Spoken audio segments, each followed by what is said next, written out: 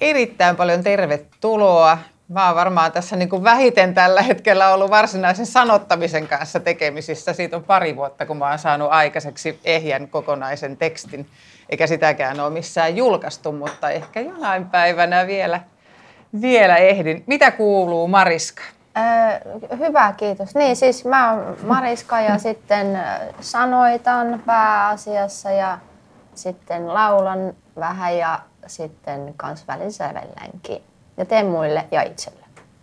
Mitä on just nyt työn alla? Just nyt Ressu kuumotteli, että pitäisi saada valmiiksi yksi renkutus. Okei. Okay. Ja se on hauska ralli, mutta sitä pitäisi jossain vaiheessa Kertsi vielä vääntää. Sitten oma levy tulee ensi viikon perjantaina, niin sitten siinä on vähän kaikkea. Okay. Eli sulle tulee niin kuin kokonainen albumi. Ajattelin just kun on tipottain tässä vuoden aikana niin. Suurin piirtein että on itserakkausjuttua ja mitä siellä oli kans entiselle anteeksi ja typötyhjiin ja kaikkea tämmöistä. Mä ajattelin, että no onko tämä nyt tätä uutta mallia, että ei sitten tehdäkään albumia ollenkaan, vaan tehdään vaan biisejä, yksittäisiä biisejä. No mutta kyllä se, niin vaikuttaahan se nyt olevan.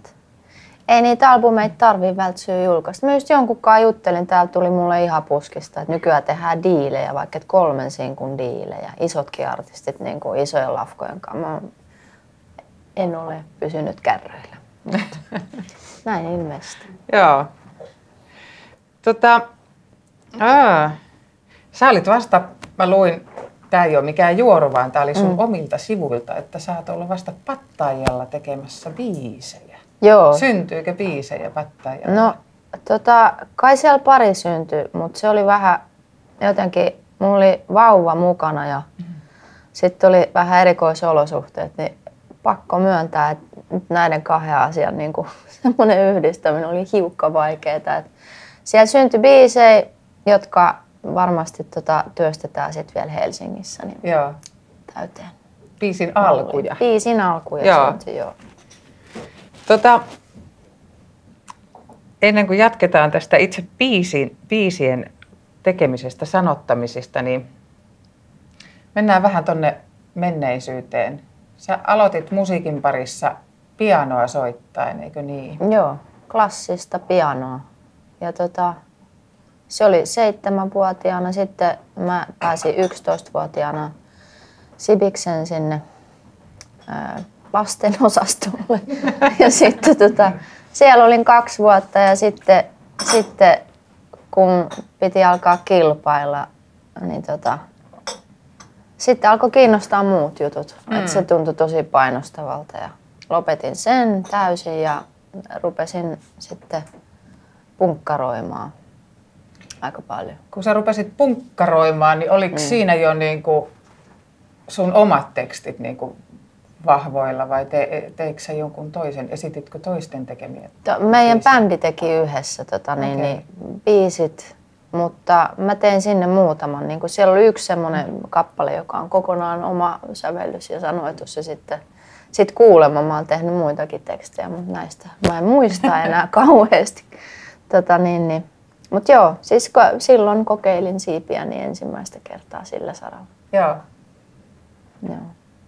Jäikö niistä mitään jälkipolville levytyksiä? Tai Jäi. Oheisvasara on yhtyeen nimi ja sitten niitä löytyy, siellä löytyy YouTubessa niin kivoja makupaloja. Sitten jos HC-mättö kiinnostaa ketä, niin siellä on vähän semmoista menevämpää rallia.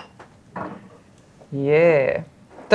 Sitten jossain vaiheessa jätitkö sä sen punk-hommankin, kun sä lähdit Lontooseen, vai pysyikö se mukana siellä vielä? Se oli hetken aikaa siellä. Mä siirryin soittamaan vähän vanhempien punkkaripappojen kanssa koskettimia. Soitin hetken. Siitä ei tullut yhtään mitään heidän yhtyeessään Stratford Mercenaries. Ja sitten sen jälkeen niin, sitten mua jotenkin alkoi kiinnostaa, kun tavallaan Lontoossa altistui niin monennäköiselle musiikille, että ei enää voinut vaan olla laput silmillä. Sitä ennen mä olin kuunnellut pelkästään, asuin punkkarimiehen kanssa ja meillä ei kuunneltu David Hasselhoffin levy oli ainoa poikkeus sit siihen niin kuin Miksi just David Hasselhoff? No se oli ikihauska vitsi ilmeisesti, niin sit se tuli tutuksi. Niin Mutta siis muuten, niin tavallaan kun ei vaan altistanut itteensä mulle, mutta siellä se tuli niin kuin väkisin tunki joka suunnasta. Sitten mä tajusin yksi päivä vaan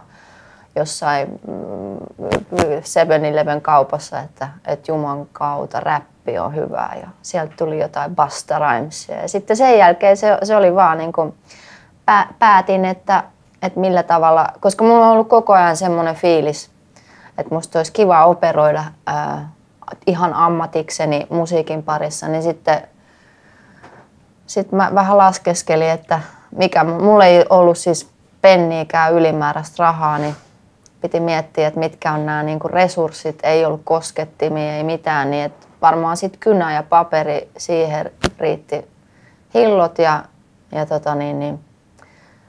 kävin kokeilemaan sitten sitä niin kuin sanotuspuolta. Ja sitten mä myös funtsin, että koska räppi mun mielestä se oli niin kauhean kivan kuulosta, mutta olihan siellä nyt noin ziljoona muutakin genreä, jotka olisi voinut niin kuin jollain tavalla puhutella. Mutta kun laululahjoja ei ollut kauheasti suotu, mä en ollut treenannut sitä puolta kovinkaan paljon, niin sitten mä päättelin, että jos ei ole kauheasti niin kuin muija räppäreitäkään ilmeisesti siihen aikaan ollut Suomessa, niin sitten... No ei ollut. Niin, että vaikka se ala ei ollut kovin tuttu mulle, että mä niinku suht vähän aikaa sitä treenailin, niin sitten mä vaan päättelin, että jos se ei ole paras, niin jos se on eka, niin sitten se on, niinku, se on ihan sama asia. Niin sitten, vaikka siis todellisuudessa mä en ollut ensimmäinen, mutta sitten ilmeisesti mä sain jeesiin, mä tutustuin siellä räppäreihin ja ne otti mut sitten mukaan ja ne auttoi mua demottamisessa ja niinku tehtiin, ne vähän niinku coachas mua siinä. Ja Niin tämä tapahtui siellä Lontoossa joo. vielä. Joo. Ja se oli semmoinen niinku, multilinguaalinen kollektiivi, eli siellä oli niinku, sieltä sun täältä päin maailmaa niin ihmisiä, että sitten Suomi muija mahtui siihen ihan hyvin messiin. Niin, Teitkö sä silloin englanniksi? Mä yritin jonkun 1 tai 2 biisiä tehdä, mutta se oli ihan tuhon tuomittu. Mä tein jotain juttuja, pikkasen sekoittelin Portugaliin ja sitten Suomeen, niin se oli niinku semmoinen, koska sitten ne räppärit oli, aika moni niistä oli Portugalista kotoisin niin, ja näin, mutta joo, ei sitä englantia, se on liian vaikea. Ollaan vielä vähän aikaa siellä Lontoossa, koska se, minkä takia sä siellä olit, niin se ei ehkä liittynyt alun perin räppiin eikä musiikkiin ollenkaan. Ei siis. Mä lähdin poikien perässä sinne, muutin noin niin kuin se oli se päällimmäinen syy, mutta sitten äidille piti paketoida se, että mä menen opiskelemaan, niin sitten mä hain erinäköisiin yliopistoihin siellä ja sitten ne kaikki tieteen sarat oli sitä sun tätä, että mulla ei ollut mitään tämmöistä selkeää johtoajatusta, mutta mut hyväksyttiin siis ihan ok yliopistoon ilman, että mun piti käydä haastatteluissa siellä, niin mä menin lukee latinaa ja antiikin kreikkaa, siis muinaiskreikkaa ja se oli tosi mielenkiintoinen juttu. Mutta koska mä en siinä vaiheessa tajunnut, kuinka hieno juttu se on, niin sitten se jotenkin, mua harmittaa kauheasti. Mun tekisi mieli palata niihin opintoihin, koska niin kuin niistä olisi voinut ottaa, mulla oli siellä perjantaisin runoustunnit, niin kuin siellä jotain antiikin runoutta puitiin, niin mä olin niin väsynyt aina siinä vaiheessa viikkoon, mä nukuin kaikki. Siis niin kuin silleen, että meni vaan helmiä ihan ohi, niin ihan hujahtamalla vaan.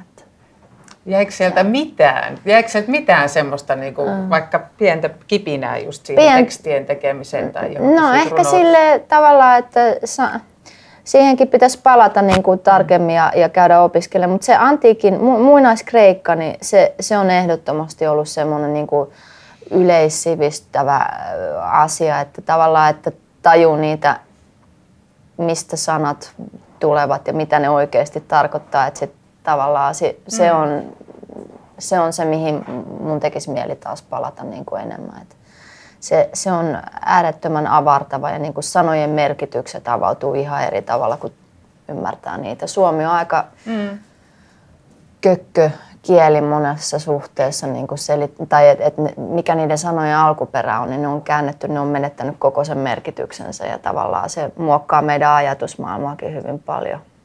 Et jos se niin kuin, jos lähtisi vähän tutkimaan enemmän.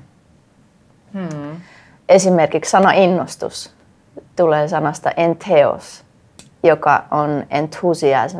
Entheos tarkoittaa Jumalassa. Ja sitten tavallaan, että miten Suomessa, niin kuin, että meillähän ei, innostus on lähinnä hävettävä asia. Ja sitten siellä ollaan tajuttu, että silloin kun ihminen on innostunut, niin se on Jumalassa.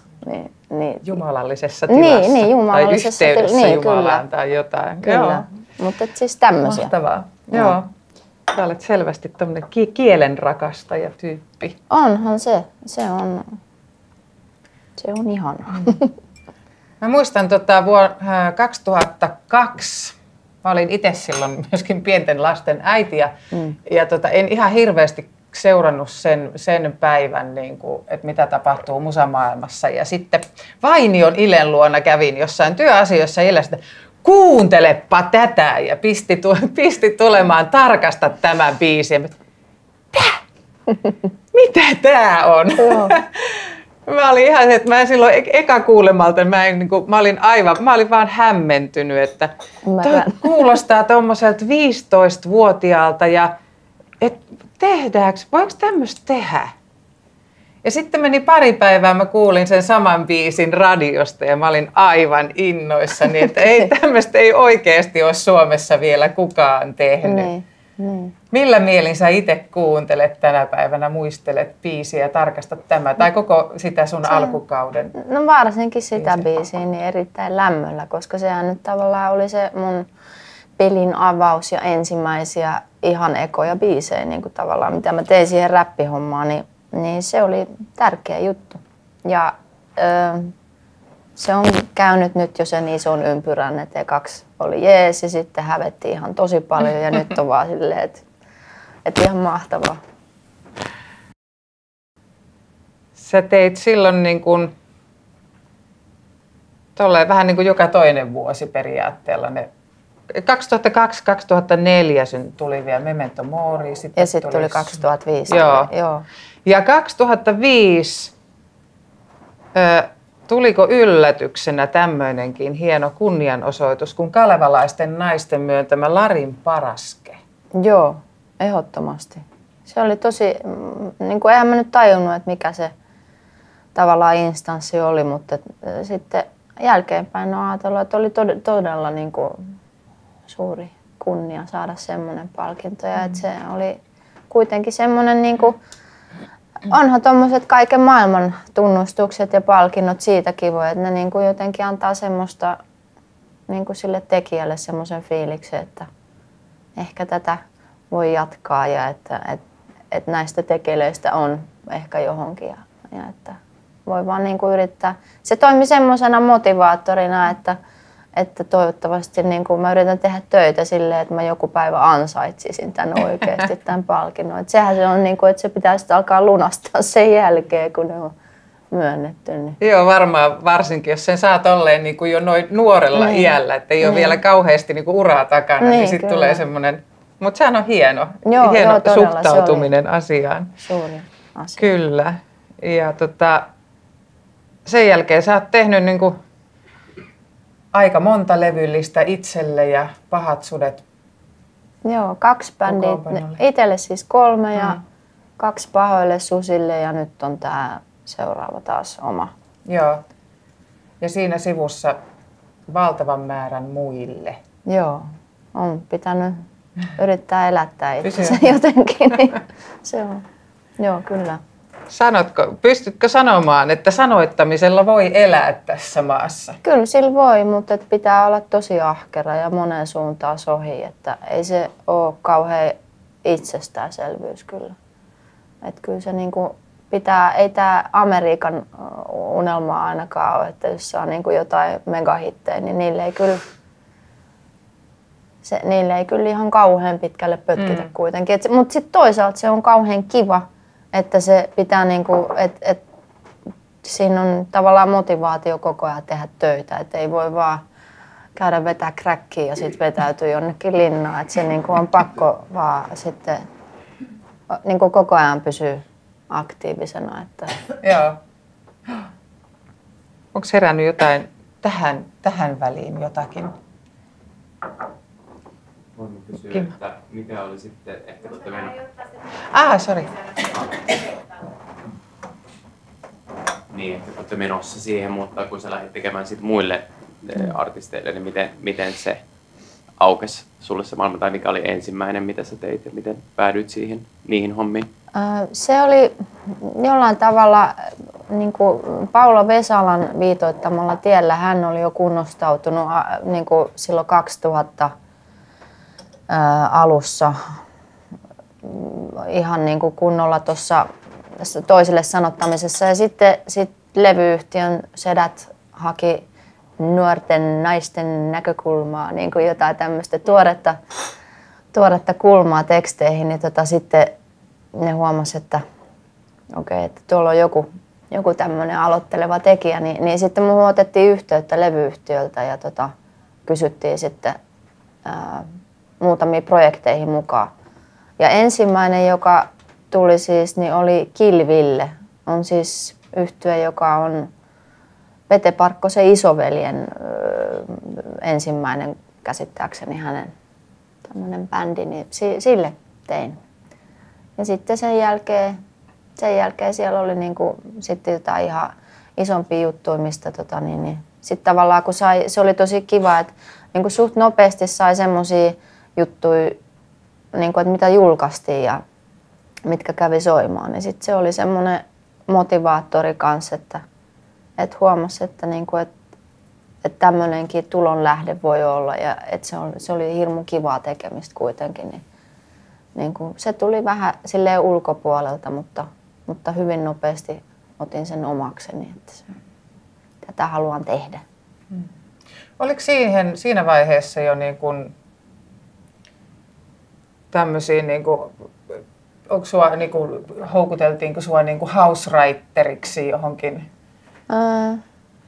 No, mä kävin kyllä tapaamassa joskus niin kuin Warner Chappelliltä, niin kuin sieltä kustannuspuolelta niin pidettiin palsua, että josko jotain käytäisiin tekemään yhteistyötä, mutta sitten ja on sen jälkeenkin ollut jotain, mutta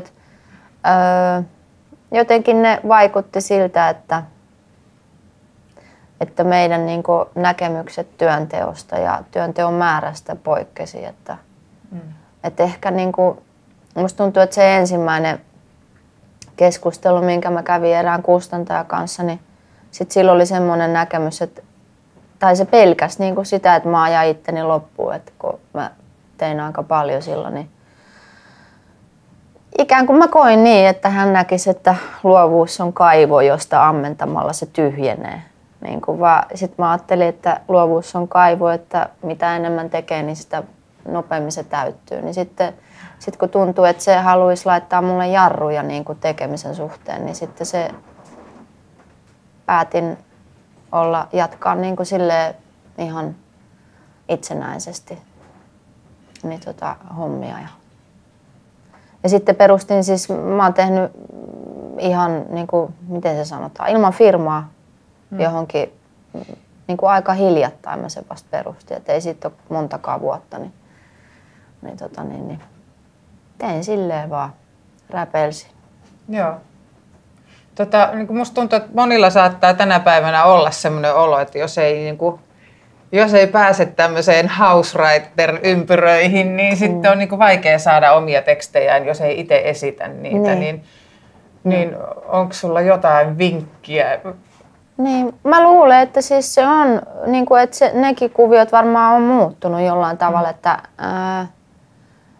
mä en ainakaan, no ehkä se johtuu siitä, että on nähnyt sitä toimintaa enemmän ja läheltä niin kuin useamman vuoden, niin sitten mulle se niin kuin kustantajien rooli ei ole enää mikään punainen vaate. Että se on niin kuin pikemminkin, että musta tuntuu, että tosi monessa niin kuin yhteistyökuviossa se palvelee niin kuin tekijää tosi paljonkin ja niin kuin avaa ovia.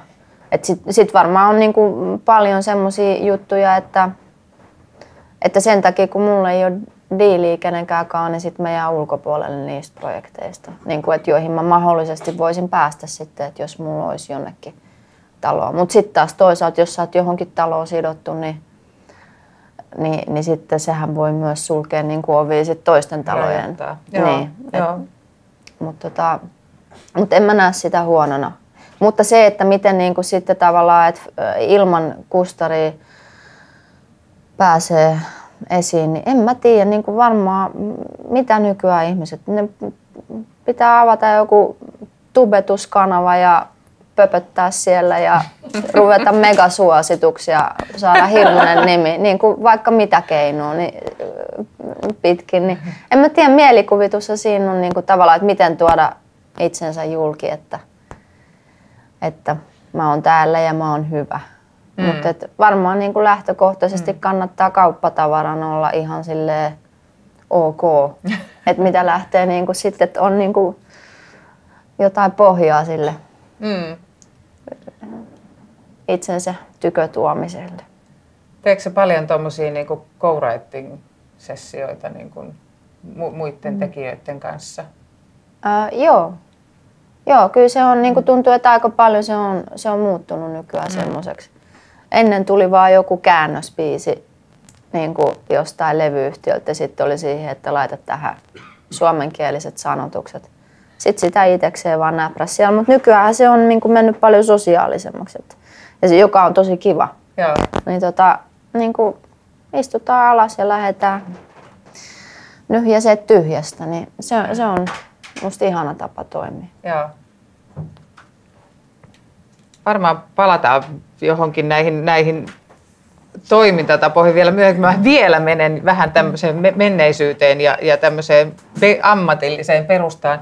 Onko sulla esikuvia, musiikillisia tai kirjallisia tai mitä vaan esikuvia niin kuin sun teksti? Mä tykkään Jaana Rinteestä tosi paljon nykyään. Mun mielestä siinä on niin kuin ollut semmoista särmää, että niin kuin jotain tosi rajua. Sen tekstit on kyllä niin kuin viime aikoina, että Cliftersia mä karaokes yleensä laulaa. Jaana Rinteen teksteillä. Joo, vanhoja. Kyllä.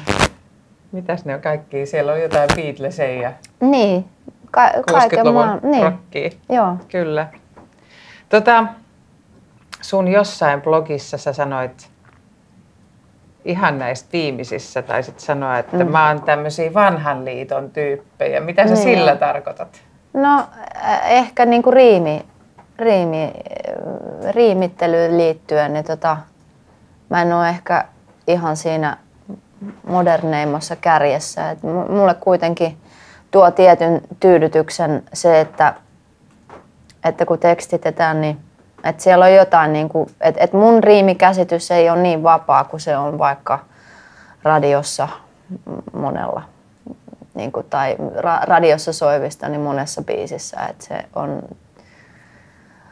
siellä menee monenlaiset riimit läpi. Mutta sitten toisaalta, että kyllä mä oon yrittänyt, niin kuin, että onhan se varmaan munkin näkemys sit siinä vähän laventunut. Ja se on enemmän niin kuin nykyriimittely, niin enemmän semmoista räppiä. Mutta sitten mäkin tein ennen sitä räppiä, niin se oli tosi niin kuin semmoista täyttä riimiä niin kuin ja tosi perinteistä. Silleen, että mun mielestä siellä piti olla tosi niin kuin eksaktit ne. Niin, mutta et nyt mä oon yrittänyt opetella päästään niistä irti enemmän, että vähän vapaammin riimittelemään. Niin sen takia niin kuin vanha liito ja sitten myös niin kuin sanojen painotuksessa, että mulle on tärkeää, että paino biiseissä on silleen, miten suomen kielessä nyt olisi. Niin kuin, että meillä ei ole kakkos- eikä kolmostavujen painoja, vaan se on ykkönen. Se ei ole sudenkorento. Ei, mutta sitten niin, se on aika jännä, että joillain niin kuin, ihmisillä nykyään se puheenparsi nousee ylöspäin. Niin kuin aina sitä loppuun kohden. Varmaan kaikki tietää tämmöisiä puhujia. Niin sitten se on niin kuin, että se ei ne ei maadota sitä tekstiä niin kuin, tavallaan, mutta et jos se vaikuttaa siihen jo niin kuin siihen puheen parteen, että meillä ei tosissaan enää niin kuin tietyn ikäpolven ihmiset niin enää kunnioita sitä ykköspainoa ja sehän on ihan fine, että sille ei se väärin ole. Mutta tässäkin huoneessa varmaan ihmisiä, jotka ajattelee tästä hyvin eri tavalla. Mä oon itse kanssa aika puritaani tässä tavupainoasiassa kyllä ollut aina ja mä en pääse siitä eroon. Ainakaan toistaiseksi. En ole kyllä yrittänytkään ihan hirveästi. Vanhoista teksteistä ja riimityksistä tuli mieleen, että mikä suhde sulla on Junnu Vainioon? No, rakkaussuhde intohimoinen, kun mä olin 5-vuotias, niin mä ajattelin, että se tarvii hyvän muijan, että kun sille ei semmoista näyttänyt olevan ainakaan Saimaan Norppalaulusta päätellen, niin sitten mä jotenkin kävi niin sääliksi häntä ja sit piti mun äiti meni mun puolesta kosiin siitä. Sitten siis niin kuin sanoi, että hänen tyttärensä olisi tosi innokas fani, mutta sitten se, nyt kävi sitten köpelösti, mutta mun poikapuoleni Ile Vainion kanssa mä oon sitten ollut enemmän tekemisissä, että päässyt kuitenkin niin kuin tämmöistä jatkumaan.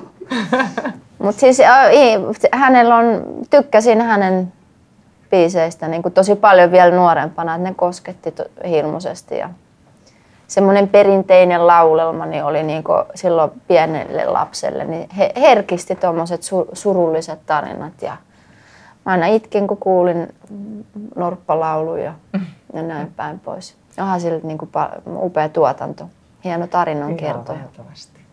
Joo. Onko jotain kysymyksiä noussut? Jos ei tässä vaiheessa, niin mennään vähän noit sun tapaa tehdä töitä. Kumpi sulle tulee yleensä ensin, sävel vai sanat vai ihan erikseen? No varmaan se vaihtelee tosi paljon, että mikä mun rooli siinä tiimissä on. Tai että onko tiimiä ylipäänsä. Nyt viimeisin kappale, minkä mä tein ihan alusta sävellys- ja sanotuskimpassa, niin se lienee niin, että mä haeskelin muutamat soinut sieltä, lätkin pianolta ja sitten kävin miettimään, että minkälainen flow siihen tulee. Ja siis niin kuin tavallaan sit toplainasin sen, mutta joku sävelpohja siihen kaipasin, että se antaa niin kuin osvittaa siihen. Mutta en siis niinku, tavallaan se omat biisit, jos mä niinku, niin aktiivinen olen, että teen niinku kaiken itse, niin sit se kulkee niinku, että sen pitää mennä lomittain, että ei tuu ekaksi sitä ja sitten että siinä pitää niinku kaikkien sanotusten ja melodioiden kulkea niinku samanaikaisesti. Mutta sitten noin muuten niin projektista riippuen, koska sitten mulla on osa projekteista ollut semmosia niin kuin pitkälti semmoisia, että vaikka Jenni Vartiaisen tekstit kaikki on lähtenyt niin, että ne on niin kuin teksti edellä, jotka on sävelletty sitten. Ja mulla ei ole mitään osaa eikä arpaa niihin sävellyksiin. Että se on niin kuin vaan mä oon kirjoittanut tekstin, jota sitten on niin kuin lähdetty säveltää ja sitten ollaan lähdetty jumppailemaan. Mutta jos sä teet tekstin ennen kuin sulla on mitään melodiaa sinne, niin teetkö sä laulatko sä sitä mielessäsi kuitenkin jollakin? Mä valitsen aina jonkun Karhunpoika sairastaa melodiaa ja sitten semmoisen niin kuin hyvin selkeän, että se on ehkä hyvä, että jos lähdetään tekstiä tarjoamaan muille, niin että siitä tulee heti siinä on oltava semmoinen selkeä rytmi, koska ei siitä oikein muuten saa säveltä ja tolkkua. Mutta ainahan ne on ihan eri kuulosia sitten, mitä on itse funtsinut, että missä on painot ja miten venytetään sanoja. Sitten se on tosi kiva, että sitten toiset kuulee sen ihan eri tavalla. Mutta selkeät niiden pitää olla niin kuin simppeleitä.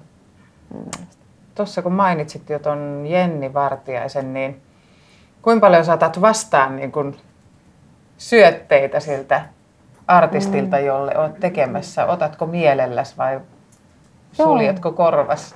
Ei, kyllä se on ihan tosi mielellä, että jos on artisteilla näkemystä siihen, että mitä pitää olla, niin sehän on aina tosi hieno juttu. Mutta, ja se antaa jonkunnäköisen niin semmoista okei, et mihin tarttuu. Mutta sitten toisaalta välillä artistin ja levyyhtiön näkökulma tai tämä mielipide siitä, että mitä artistin pitäisi laulaa, niin ne poikkeaa. Niin sitten semmosiakin niin tavallaan,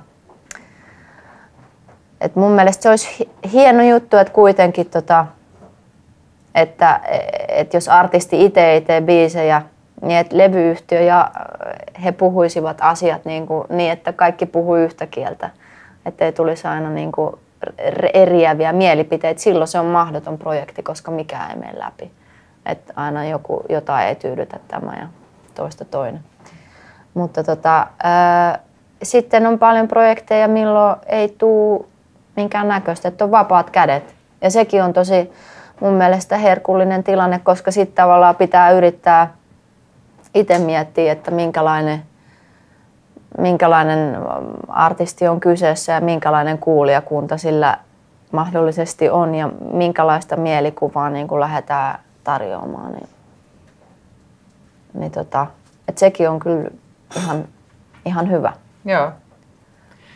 Vielä siitä, että jos sä teet, varmaan teet joskus myöskin jo valmiina olevaan biisin, että sulle tulee niin kuin biisi ja siinähän on tosi tarkat raamit sitten, että mihin niiden tavujen pitää mahtua. Niin, kumpi on mukavampaa sun mielestä, että tehdä teksti ensin vai se, että sä teet niin kuin raameihin?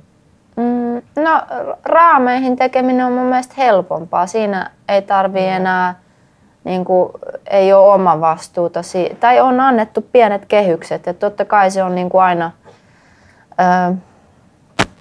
aina helpottaa sitä tekemistä. Että tietää, että missä boksissa liikutaan, koska muuten sit pitää kaikki kehitellä itse. Että tavallaan se rytmiikka siihen. Niin se poistaa osan vastuuta. Että ei ole sitten... Mainitsit tuon kohderyhmälle kirjoittamisen, niin miten esimerkiksi, että jos saat tehtävänä, että 12-vuotiaat on kohderyhmä ja joku hitti heille, niin miten sä itse lähestyt sitä, että siitä tulee semmoinen, että se on heille myös tuore eikä vaikka kuulosta aikuisen kirjoittamalta? Niin. No se onkin vaikea, että mun mielestä lasten kautta siis nuorisomusiikki, niin koska mä en ole ikinä tajunnut päivän polttavaa slangia ja sitä kieltä, niin nyt varsinkin kun vaikka mä kuuntelen räppäreitten, kun ne keskustelee keskenään, niin mun pitää koko ajan keskeyttää, että mikä oli tää hieno sana. Et siinä mielessä se on ehkä vähän vaikeet, mutta siis mä pyrin välttää kuitenkin sitä, että mä pysyttäydyn niissä raameissa kuitenkin kielenkäyttöön, mikä mulle tuntuu luontevalta, koska muuten se kuulostaa siltä, että kirkko on tehnyt jonkun kampanjan, jossa ne nyt yrittää tosissaan puhutella nuorisoa ja sitten se on mahdollisimman nolo.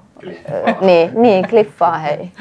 Niin se ei koskaan sit oikeastaan, tai harvemmin varmaan toimii. Et kyllä sit pitää pysyä niissä jollain tavalla kuitenkin omalla tontilla siinä mielessä. Lastenlaulujahan voi varmaan ruveta kohta tekemään sillä lailla, kun mä kuulin lauantaina, jos joku kuunteli levylautakuntaa. Siellä oli Tommi Liimatta oli tehnyt. Se oli ihan älyttömän hauska biisi. Se oli tehnyt sen silleen, että se oli kuunnellut, oliko se nyt 5-vuotias se poika. Se oli ottanut 5-vuotiaan pojan jutut talteen ja pistänyt ne suurin piirtein semmosina superjätkä seikkaili. Se oli ihan mahtava. Joo. Menee kyllä ihan täysillä joka ikäluokkaan. Ja siinä oli nimenomaan se aitous oli siinä, että sille ei ollut oikeastaan tehty mitään sille tekstille. Joo. No se 2 vuoden kuluttua sulla on hyvä lähde. Joo, kyllä. Kyllä. Oliko vielä tähän aiheeseen liittyviä kysymyksiä? Ei ole kysymys oikeastaan, kommentti. Musta oli tosi mielenkiintoista, että sä sanoit, että sä koet helpottavaksi, kun on valmis melsu ja rytmiikka. Mä koen taas ihan sairaan paljon vaikeammaksi, koska siellä on sitten niitä rajoitteita tosi paljon. Se oli vaan yllättävää. Joo. Niin, siis se tietty, että sitten pitää, niin kuin, että jotkut vaikka valmiit melodiat, niin ne on vaan niin vaikeita välillä, että on joutunut niin kuin sen takia sitten nostaa kädet pystyyn, että ei kykene täyttämään näitä kehyksiä. Mutta jos se on tavallaan semmoinen melodia, mihin suomen kielen pystyy helposti istuttaa niin silloin se on niin kuin antaa mun mielestä hyvät puitteet, mutta on myös monennäköisiä melodioita, jotka on ehkä, ja sitten varsinkin nykyään, että no, niin kuin nuoremmat tyypit tekee semmoista, niin kuin, se melodiaestetiikka on semmoista, että se kuulostaa enemmän amerikkalaiselta, niin kuin, että englannin kieleen sopivammalta. Joskus on tosi vaikea niin kuin lähteä tekemään niitä, niin kuin niistä suomenkielisiä. Että se tietenkin niin kuin riippuu sit vähän siitä biisistä. Mä oon itse kokenut tosi niin kuin valmiiseen biisiin tekemisen tosi helpoksi, koska se on ollut meillä, niin kuin esimerkiksi mulla ja Ilellä, täysin luontainen tapa tehdä. Et Ile niin kuin tekee tosi nopeasti ja sitten se vetää semmoisella remu-englannilla, koska sen hän hyvin tuntee. Remu-englannilla sitten siihen jotain, niin kuin, josta mä en toivon mukaan saa mitään selvää, mitä se kirjoittaa. Et se ei vaikuta siihen itse tekstiin, niin kuin mun tekemään tekstiin mitään. Mutta on niin kuin hirveän hauskaa ja tietysti niin kuin paljon nopeampaa tehdä se niin, että se rytmiikka on jo olemassa. Kyllä. Mutta näin monella tavalla tämän voi kokea. Anteeksi, mä vielä tuohon haluaisin sanoa, että tavallaan sit varmaan sulla on semmoinen, annan mä villiarvaus ja tyrmää, mutta on niinku semmoinen, että tavallaan se niinku tarinan sisältö, että käyt sä niinku läpi sen tosi tarkkaan, että ekaksi sen, niinku sen story, että minkälainen se on tai että onko siinä niinku tosi En niinku, aina, mutta kyllä mä teen sitten rakennekarttaa, niin kuin mietin, että mitä siinä pitäisi olla. Mutta mä yhdyn tuohon kyllä täysin, että se riippuu siitä, että mikä se rytmiikka on. Mä vedän Hämeenlinnassa just nyt semmoista kurssia, missä treenataan, niin kuin opiskelijat treenaa valmiiseen melodiaan tekemistä. Siellä on aika hankalia lattareita. Ja oli hauska. Sitten nämä on tyyppejä, jotka on käynyt tuhansia Heikki Salon ja kenen kursseja ja niin kuin periaatteessa osaavat tekstiä tehdä ja tuntevat perussäännöt. Niin sitten ne ilmoitti, mä kyselin, että miksi te olette täällä, kun oli aloituskierros, niin ne ilmoitti niin kuin tämmöisiä, että koska tämä on niin vitun vaikeita, mitä voi olla. Tämä on niin kuin vaikeinta, mihin rahansa voi laittaa. Ja musta niillä oli hieno asenne, että se oli heidänkin mielestä niin kuin todella hankalaa sit tehdä, mutta ne tuli sinne, oli innoissaan ja halusi oppia ja silleen. Ihan oikein teen just tommosen, mitä sanoit, että vähän yhden nuoren tekemän niin kuin ei tyypillisen suomalaisen rytmiltänsä, niin kylläpä oli hankala tehdä siihen suomalaiset sanat, mutta sitten se oli toisaalta riemullisen haastavaa. Aivan. Niin ja sitten jos lähtee tosissaan, niin kuin biisi on annettu valmiiksi, niin sittenhän se on enemmän silleen, että yleensä ainakaan mulla ei ole mitään hajua, että mitä mä käyn, niin se on semmoinen niin kuin itsensä viihdyttämisseikkailu, että nyt vaan mikä tähän ihme melodiakulkuun sopii sana ja sitten se on silleen, ai siitä tuli tämmöinen, sitten käy miettiä, että no, että mikä olisi se seuraava. Että ei tavallaan, että se kirjoittaa vasta sen niin kuin aihe tulee siellä jossain vaiheessa sit selville, että mikä siitä tuli.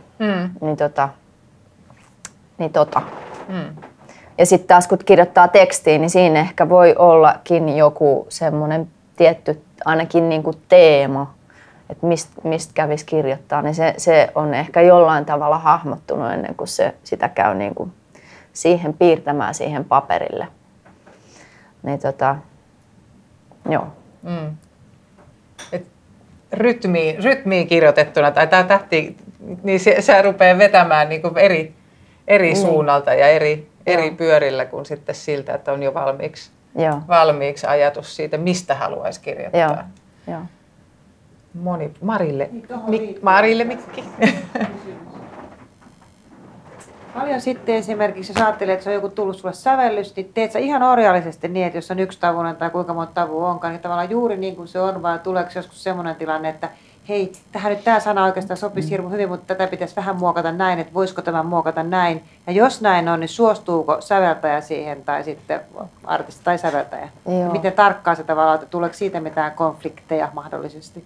No yleensä se kyllä niin kuin ihmiset voi joustaa, että monesti on semmoisia juttuja, että sit niin kuin pitää pikkasen muokata sitä palvelemaan niin kuin enemmän kieltä, sitä sävellystä. Et kyllä nyt harva on niin kuin pitää kiinni siitä tekeleestä, että niin kuin, ettei suostus yhtä tai kahta tavua lisäilee sinne tai tänne. Et jos se kokonaisuus on kuitenkin ihan ok, sit säilyy suht samanlaisena. Mutta että pyrin tekemään just niin kuin säveltäjä on katsonut parhaaksi, mutta sitten välillä vaan niin kuin, että tekstille tekisi hyvää, että sinne tulee vähän muutoksia, niin kyllä se yleensä sujuu sinne. Monesti ainakin mulla itsellä käy niin, että jos mä teen niin kuin, ja se ei meinaa asettua, niin riittää se, että sen jättää esimerkiksi viikoksi lepäämään ja katsoo ja sitten ihmettelee, että miksi mulla on toi sanajärjestys, kun mä vaihtaa parin sanan paikkaa, niin tämä istahtaa tähän ihan oikein ja ihan hyvin. Kyllä. Et sekin riippuu siitä, että jos yrittää niinku väkisin tunkea sen niinku tietyllä tavalla sen tavuston sinne, niin sit jää niinku huomaamatta se, että jos vaan tekee niinku, vaihtaa sanojen paikkaa tai korvaa toisen samaa tarkoittavalla sanalla, niin sitten se yhtäkkiä on niinku istahtanut sinne. Mutta sitä ei aina huomaa just siinä niin, jos on vaiheessa. Niin.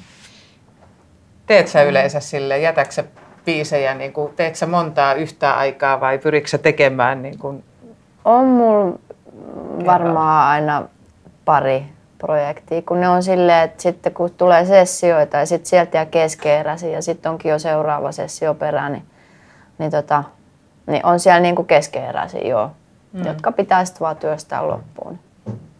Mutta teen päällekkäin lomittain. Joo. Onko kysymyksiä? On. Millä tavalla sä itse työskentelet tuommoisessa sessiokirjoittamisessa, että jos sä oot siinä sanottajan tehtävässä ja sitten siellä, tai no mä en hirveästi itse tiedä tuosta ylipäätään, että miten sessio toimii, mutta että jos on vaikka pari tuntia aikaa, niin miten se oma prosessi menee? No varmaan niinku, siis ekaksi on jollain on joku punainen ajatus, pieni johtolangan pätkä, mistä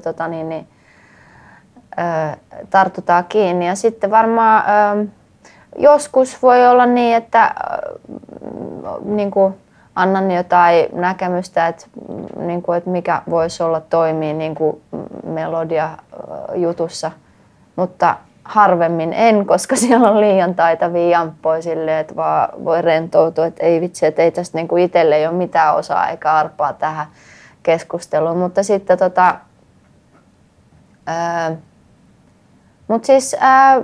varmaan niinku, se menee, niinku viimeisin vaikka kirjoitussessio oli niin, että oli työryhmä oli, mä tulin vähän myöhässä sinne, niin sitten työryhmä oli tehnyt siis soinut ja A-osan. Et siinä oli niinku valmis melodia ja kaikki. Ja sitten sen jälkeen niin meidän piti käydä miettiä, että mikä tämän titteli olisi. Niin sitten mietittiin se huukki ja sitten sen jälkeen niin he alkoi työstää kertsiä ja mä kirjoitin A-osat ja sitten loppukin aika ja näin. Mutta yleensä pyritään siihen, että kirjoitetaan A-osa kertsi. Kaikki osat niin kuin about valmiiksi. C-osa saa jäädä sitten kotiin hautumaan. Ja sitten sen jälkeen, kun meillä on A ja kertsi, niin siitä voi lähteä jo rakentaa sen biisin loppuun. Ja sitten sen voi niin kuin täyttää sen loppuosa, jos ei saa sitä. Välillä tietenkin, jos on enemmän aikaa, että on vähän pidempi sessio, niin sitten sen saa koko homman niin kuin runtattua läjää päivässä. Niin. Kun sanoit, että keksitte yhdessä siis sen huukin, niin tarkoitatko se siis tekstillistä? Että mikä tekstillinen, niin kuin, että tavallaan sulle. Mikä olisi, niin kuin mä tarjoan vaikka jotain ja sitten toiset tuot ei tai joo. Ja sitten niin kuin vähän mietitään ehkä sitä, että mikä voisi olla aihe ja sitten siihen joku sopiva hokema. Koska nykyään on hashtag meininki. Sen pitää niin kuin palvella kuitenkin sitä maailmaa, niin se, niin kuin, se on ihan kiva. Oletko joskus joutunut tekemään biisin silleen, että on ollut niin kiire joku sessio, että saatava valmiiksi tänään, että alusta loppuun saakka biisi pitää tehdä tänään? Kyllä mun mielestä niitä on, siis kun ollaan saatukin. Ja niin kuin meillä on ollut... Mutta että jos ilman semmoista painetta, että tämä on nyt saatava tänään, koska levyä tehdään jo. No yksi biisi, niin kuin tekstinpätkä, mikä oli parin päivän päästä menossa painoon. Ja sitten huomattiin, että heidän viimeinen kappale, mitä he työsti, olikin kulkenut niin kuin jostain kommunikaatiokatkoksesta johtuen niin väärä kertsi tai säkeistö tai joku. Että ne oli niin kuin säveltänyt väärän tekstinpätkän muuta. Niin okay. Sitten se piti, niin kuin, että se piti saada seuraavaksi aamuksi valmiiksi. Ja sitten kaikki oli ihan paniikissa, mutta sitten jotenkin se niin kuin yhtäkkiä sen paineen alla, niin sitten sen sai. Siitä tuli niin kuin hyvä biisi ja näin, mutta siinä oli vähän semmoinen, se oli vähän isompi projekti, niin pieni semmoinen tutina, mutta sitten yhtäkkiä, kun oli niin kauhea paniikki, niin sitten laskeutui semmoinen niin kuin kylmä rauhallisuus ja sitten oli okei, että nyt ei nyt auta oikeastaan muu kuin vaan, että tämä pitää saada maaliin. Ei voi sanoa, että tämä ei ole, kun mä sanoisin, jos tämä olisi oma, mutta niin. Se olisi hauska sitä kuuntelisi sitä biisiä hieman eri korvalla sitten seuraavan kerran, niin, kun sen kuulee. Ei olla ihan niin pieteetillä. Niin koska yleensähän totta kai aina kun markkinoidaan levyä, niin se sanoo, että me vietettiin ihan vimpan päälle loppuun asti nämä kaikkia niin kyllä tätä hiottiin. Niin, kyllä tätä hiottiin, mutta sitten se todellisuus saattaa, että tämä on tailoroitu täysin mulle tämä levy niin kuin jotain. Ja sitten onkin silleen, tavallaan se todellisuus on, kuten kaikki varmaan tietää, niin pikkasen erilainen välillä. Mutta ei siinä mitään. Ei sitä nyt kannata niin kuin mennä tavallaan hyvän tarinan ehdoilla mieluummin, kun ei realismi ole aina se paras story. Ei missään nimessä. Niin.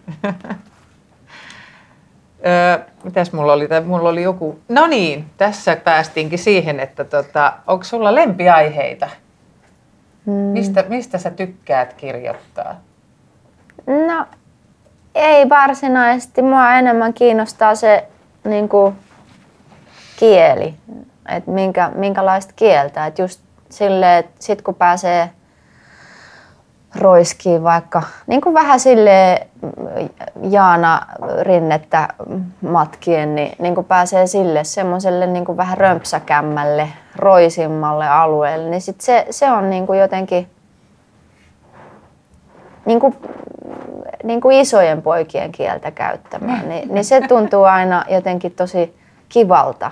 Niin kuin siihen, koska harvemmin kuitenkaan sitä pääsee, koska tavallaan semmoinen yleensä se on joko ihan tavallista kieltä tai sitten semmoista vielä vähän kaunokieltä. Niin sitten kun pääsee roiskimaan, niin se tuntuu vapauttavalta. Mutta toisaalta että sitten siihen vastapainoksi onkin kiva päästä niitä semmoisia hieman armaselain tyylisiä ilmaisia. Niin, mä muuten luulin aina, että se on armaselain, vaikka se oli armas eläin, mutta en mä tiedä, oliko se niinku... Armaselain. Niin, no niin, näinkin. Joo. Ai. No siinäkin olet sitten jotenkin Junnun kanssa samoilla linjoilla, että Niin. toi isojen poikien kieli tuntuu välillä tarpeelliselta. On se välillä, joo. Kyllä se on niinku. Mutta siis aiheista, en mä tiedä, ei varmaan. Et aina mä oon ilahtunut silloin, kun ei puhuta, niin kuin onnistuu löytää semmoisen kivan aiheen, joka ei ole rakkaudesta niin kuin, tavalla tai toisella. Aika paljon jossain vaiheessa. Mä nimittäin eilen kuuntelin silleen non-stoppina, kun harjasin koiraa. Kuuntelin Spotifysta sun tuotantoa tolleen niin kuin vähän, niin ainakin jossain vaiheessa kirjoitit useampiakin lauluja kuolemasta. Joo, se oli semmoinen pelkurivaihe. Pelkurivaihe. Niin, pelotti liikaa kuolema. Varmaan ihan silleen neuroottisuuteen asti niin oli. Jännitti kaikki, mutta se varmaan kertoo sen hetkisestä kapasiteetista. Semmoinen pelkuruus ei tullut kyllä niin kuin mulle mieleen niitä kuunnellessa, kyllä. vaan aika semmoinen armollinen suhtautuminen Joo, mutta jollain tavalla sitä. Olemassa oleviin. Kyllä. Mutta kai sitä niinku tulee siis prosessoitua aina niinku kulloistakin itseään puhuttelevaa aihetta, että joo, se oli silloin teemana. Mutta se käsiteltiinkin sit siinä. Nyt on muiden aiheiden vuoro. Ehkä niinku enemmän olisi kiva kirjoittaa elämästä ja näin päin pois. Joo. Entäs jos on hirveä kiire, niin oletko perehtynyt aiheettomiin biiseihin? Koska hyvän tarinan kirjoittaminen on joskus tosi vaikeaa silloin, että pitää hinkata ja tällainen. Niin sitten jos on tosi kiire ja vaikka pelkkiin hokemiin perustava tai on kaiken maailman niin artsubiisejä, mitkä ei sinänsä kerro mistään, mutta oletko itse kehitellyt tämmöisiä hyviä tekniikoita tämmöiseen pikasanoittamiseen? En oo. Ja se olisi tavallaan se on yksi osa-alue, mikä olisi tosi kiva niin kuin yrittää ottaa haltuun, niin kuin David Bowen leikkaa ja liimaa päiväkirjasta vaan sanoja ja sitten sekoittelee ne randomia ja sitten alkaa yhdistellä niitä. Niin esim. Niin kuin, tai että fraasin pätkii. Niin tommosethan olisi niin kuin, niitähän on tapoja niin kuin kehittää Mutta en ole jotenkin, kun mä oon ollut vielä niin orjallisesti jämähtänyt siihen, että biisis että sen pitää olla niin kuin loogisesti etenevä ja joku selkeä ja hölöpö. Pitääkö aina olla tarina? Ei, varmaan niin kuin, siis tunnelmakuvausta ja ei siinä ole aina alkuun ja loppuun. Ei, niin kuin tarinahan on aika vaikea oikeastaan laji silleen, että mun mielestä tarinassa pitää olla jo jonkunlainen havainto siitä, että mitä ollaan tekemässä. Mutta useinhan se on semmoista vaan niinku pohdintaa, että miten tämä juttu nyt onkaan. Että miltä musta nyt tuntuu.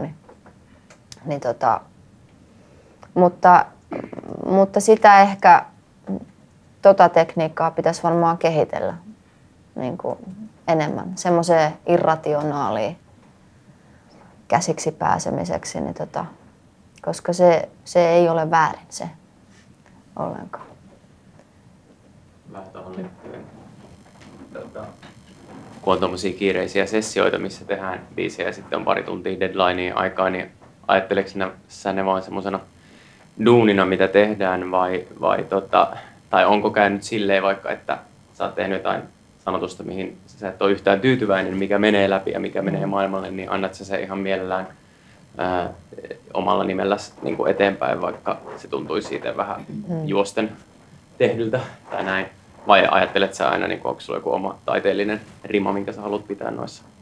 No kyllä mä yritän aina pitää, mutta sitten välillä on, niin kuin, joskus on tullut semmosia, että mun mielestä se aihe ei ole ollut mielenkiintoinen eikä tavallaan tapa käsitellä sitä, mutta jos se on ollut ehdoton niin kuin toive ja vaatimus, niin sittenhän silleen. Mutta kyllä se silloin on kyllä aina tuntunut pieni pisto sydämessä. Mutta kyllä mä nykyään teen kaiken, niin kun, että en mä enää niitä salanimiä käyttele. Niin, että ne menee kaikki omalla. Mutta kieltämättä silloin, jos joutuu tekemään, niin rikkoa sitä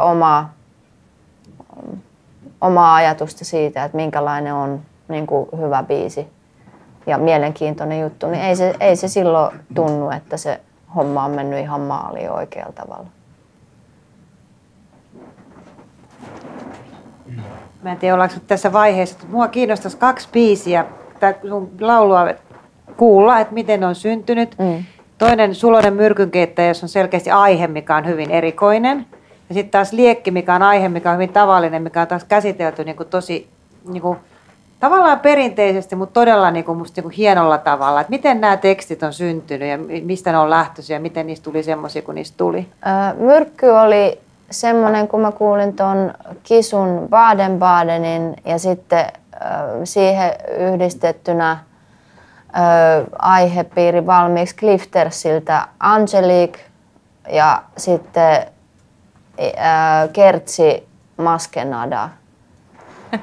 Niin siis Brasilia tämmönen. Mä mietin, että mikä on mahdollisimman semmoinen, että miten niinku, ketkä on Kertsin kuninkaita, niin sitten tajusin, että sambassahan se on niinku kaikki semmoinen yhteisjollotus. Niin se niinku näiden koktailina, niin sitten ja sitten kun oli silloin niinku tämmöinen iskelmähtävämpi kausi itsellä käynnissä, niin sitten se humppahan oli aika hyvä ratkaisu siihen poljennollisesti.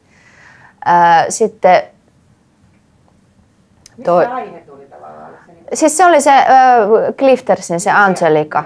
Niinku, se on musta ollut aina upea biisi ja jotenkin puhutellut. Niin sitten mä ajattelin, että miten sen niinku tekisi sitten. Ei tietenkään voi ihan suoraan kopioida, niin että miten sitä käsittelisi sitten niinku toisin sanoen. Onko se tuttu se biisi? Joo. Sanot ihan Niin. Sitten toinen liekki oli, mä kuuntelin Leonard Cohenin jotain levyä ja sitten mulla tuli vahvasti semmoinen fiilis niin kuin yhtäkkiä yksi kaunis kesäpäivä, että tämä suhde oli nyt tässä. Niin sit, ja sitten siellä oli varmaan joku yksi sana pari tai jotain, niin kuin, jotain, mistä mä en muista enää mikä se oli tarkalleen, mutta et mistä sai kiinni. Niin, joku Jumalaan liittyvä varmasti tai joku tämmöinen, mistä mä aloin sitten. Sitten se aukesi. Se oli niin kuin yhdeltä istumalta kanssa kirjoitettu semmoinen tosi nopeasti, että se melodia tuli heti ja se, se koko pläjäys oli niin kuin yhden istunnon juttu. Niin ja sitten varmaan, niin kuin, että tuotannollisesti siihen piti hakea semmoinen kulma, että se ei ole ihan mene sit sinne ihan iskelmähtäväksi, että siihen piti keksiä niin kuin tämmöinen toimivampi komppi. Niin, joo, kiitos. Se oli Immosen Juka ja Jaakko Jakun Rumpalin Pahat susista, niin heidän tämmönen kollabo-homma, niin se toimi tosi hienosti. Noista aiheista sen verran, että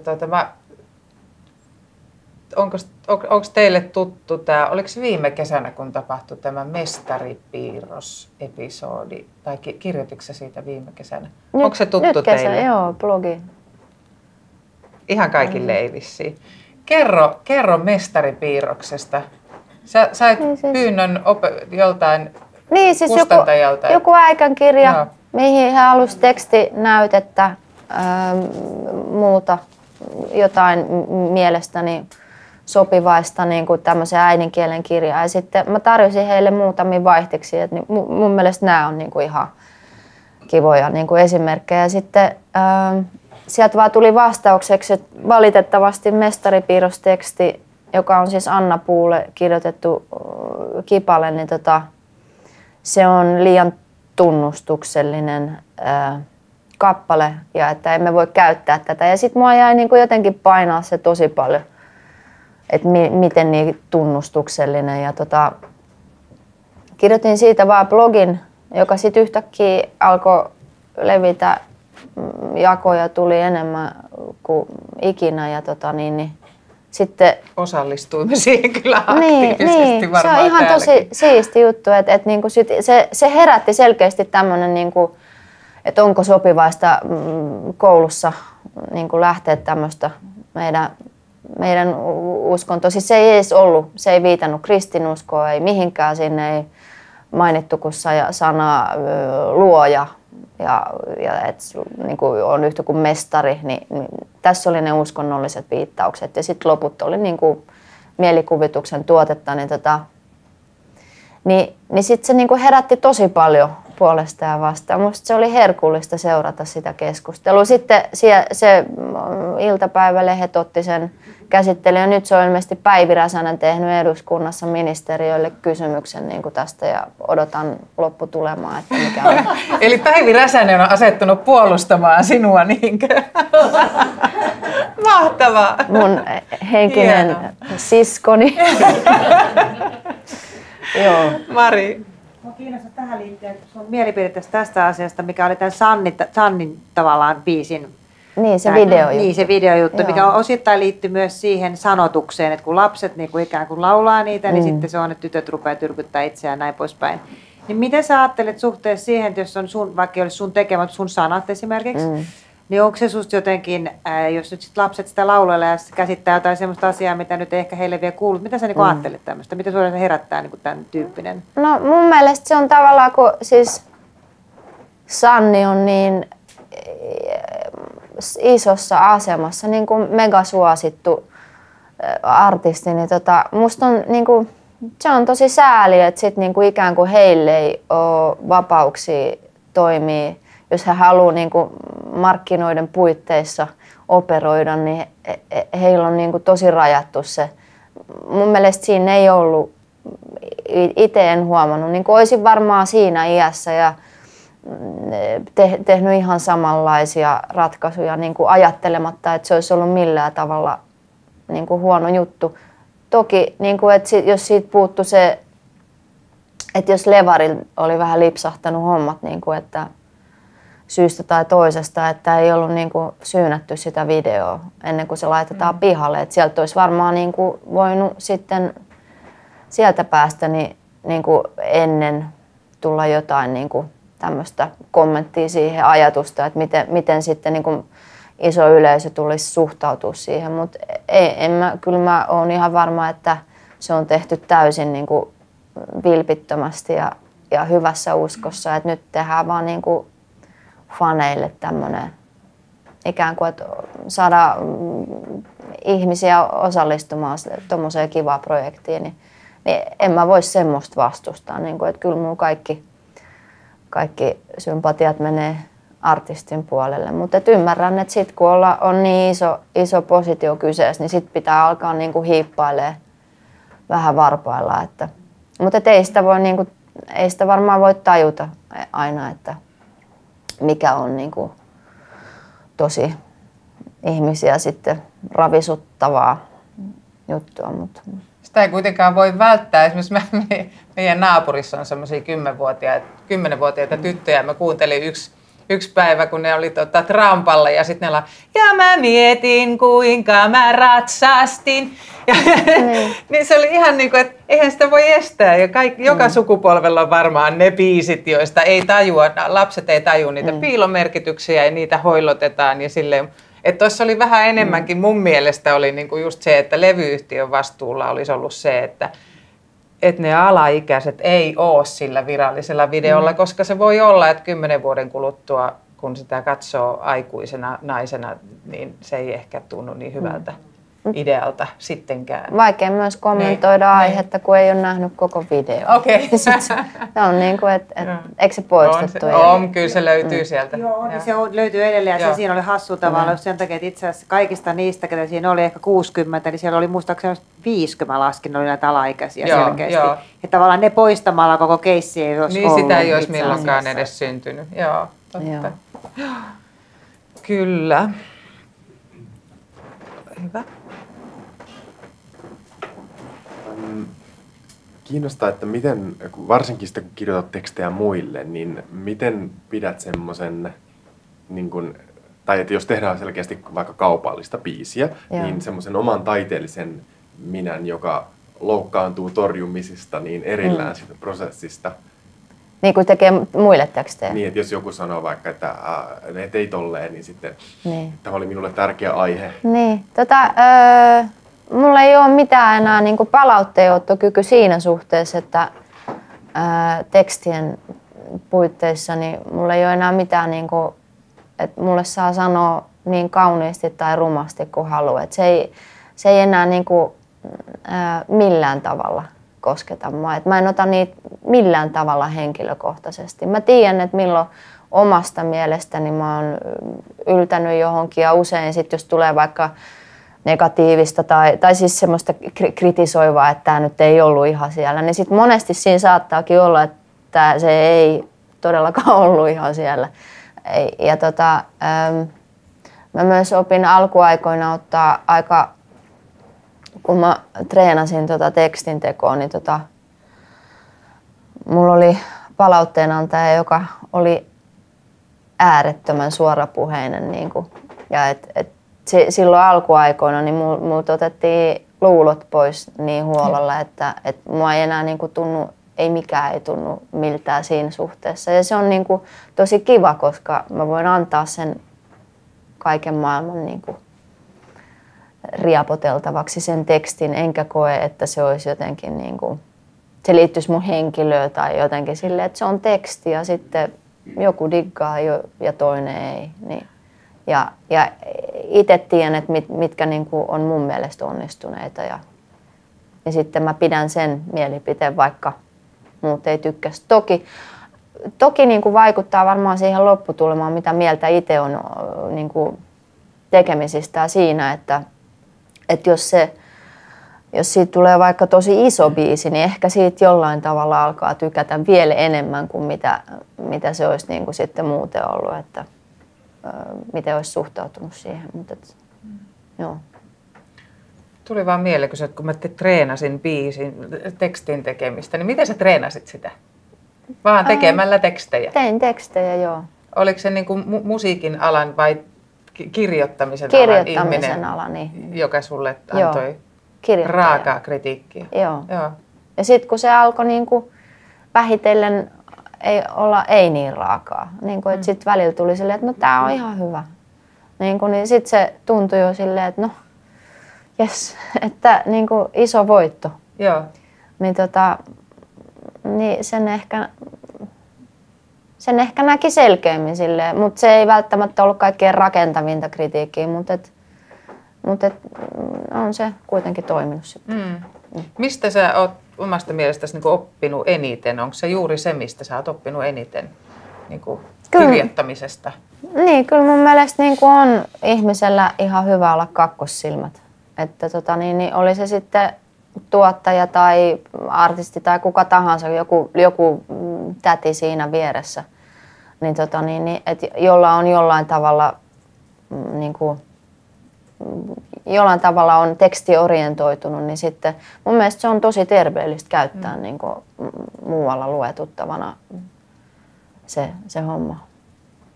Teekö sä edelleen sitä vai nyt et enääkin käytä kellään? Vähän vähemmän teen sitä. Et, niin kuin tosi usein on semmoinen, että joko ei ole aikaa tai niin kuin en jaksa enää. Se on suht tuore juttu, mutta sitten mä oon ajatellut, että nyt että mä oon siinä mielessä jo sen verran tehnyt tätä ja mun pitäisi alkaa niin kuin olla iso tyttö, että niin kuin päättää itse, että tykkäänkö mä näistä vai en. Niin sitten sitten mä oon vaan uskaltautunut laittaa niitä. Sitten on tosi kiva juttu, että monesti niin kuin huomaan, että saan työskennellä semmoisten tuottajien kanssa, että sieltä tulee niin kuin paljon feedbackia siihen, että mitä mieltä, niin kuin, että voisiko tätä kohtaa vähän. Ja se on tosi kiva. Joo. Et kyllä siellä aina yleensä joku instanssi sitten viittaa kintaalle, että jos niin kuin on jotain puututtavaa siihen, niin Virpi. Pistäks katsoa? Mikki kiertämään. 2 kysymystä. Ensimmäinen voi aina kaikilta tekijöiltä kiinnostaa tietää tämä, nyt kun sä itsekin sanoit, että sä tiedät milloin on onnistunut liittyen tähän, että milloin on vaikea ottaa tai helppo ottaa kritiikkiä vastaan, niin pystyt sä nostamaan itse sun omista tekeleistä joitakin sellaisia, joita sä todella niin kuin pystyt jälkikäteen, että nämä on ne parhaat, tai että näihin vaan kaikista tyytyväisin? No siellä on niinku useampia semmosia, mitkä on mun mielestä just tosi hyviä, mutta joo, pystyn. Joo, mutta niitä on, niin, vaikka En halua kuolla tänä yönä ja Mestaripiirros ja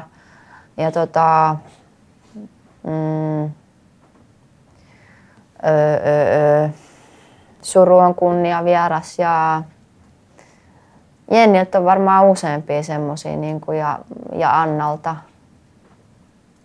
Ja ehkä niinku sieltä osoitteistosta niin löytyy semmosia. Ja sitten omista tietenkin, niin tuntuu, että sielläkin on tullut välillä onnistumisia. Mutta niin.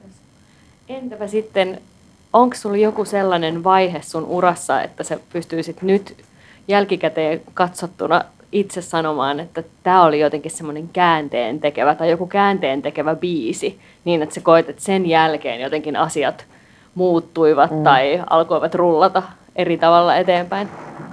No, mun mielestä se on ollut semmoista niinku enemmän semmoista hiljaista rakentamista koko ajan, että ei niinku semmoiset elämän ihmeet ei kyllä tunnu tapahtuva. Aina odottaisi, että tulisi semmoinen suuri torvisoittokunta ja punainen matto levitettäisiin siihen ja sitten alkaisi se niinku vaan kelluminen. Mutta jotenkin se tuntuu, että aina on pitänyt ottaa niinku jokainen askel, että jokainen onnistuminen on sitten varmaan johtanut seuraavaan juttuun, että sitten saanut niinku uuden mahdollisuuden ehkä siinä projektissa ja silleen, että kyllä ne on aika semmoisia niinku kuitenkin hienovaraisia, niinku semmoista hiljaista rakentamista. Tai sitten toisinpäin, että kun alkaa sössiä, niin sitten se on niinku silleen, että ei se romahtaminenkaan tapahdu silleen, että vaan että se on niinku asia johtaa toiseen ja se on, niin, joo.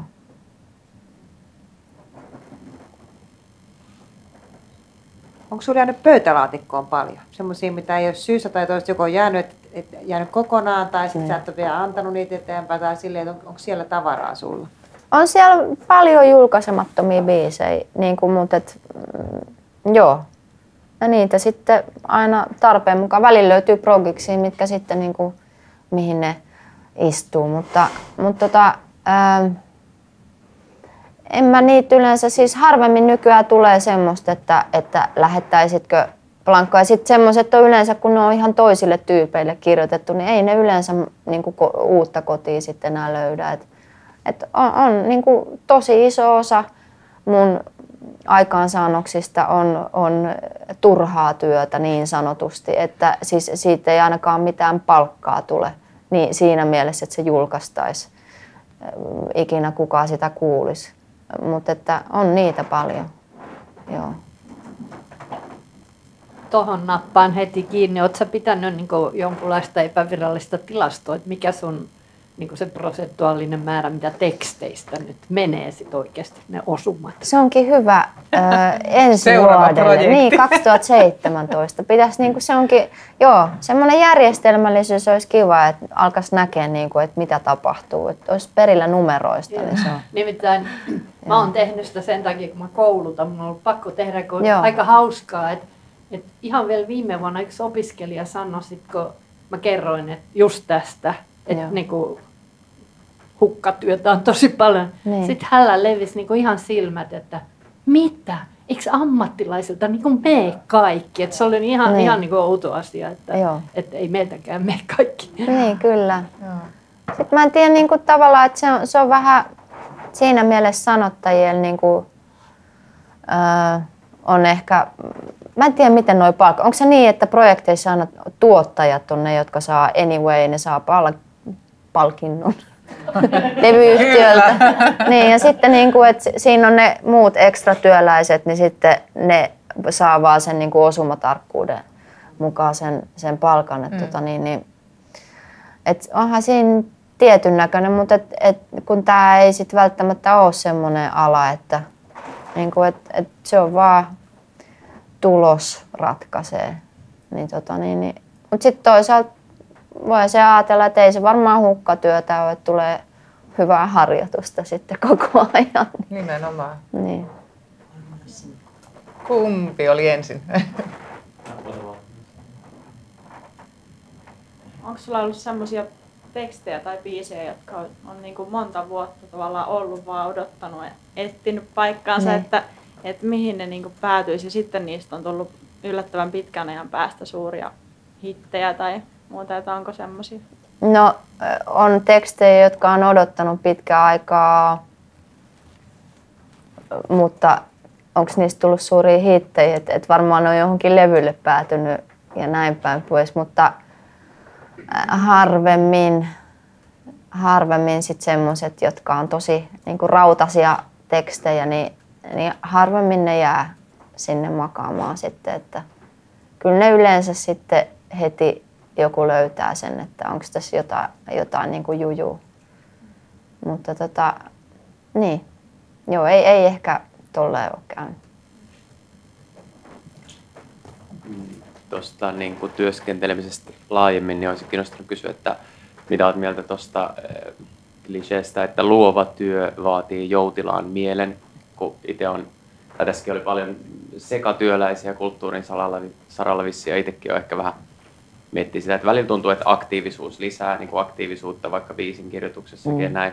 Välillä tuntuu taas, että ei ole aivoille sitten niin kuin sitä tarpeeksi joutilasta aikaa saada luovaa tekstiä tai säveliä sävellettyä, niin miten sulla toimii toi prosessi? Mä olin ehkä ennen enemmän sitä mieltä, että tyhjää tilaa tarvitaan paljon.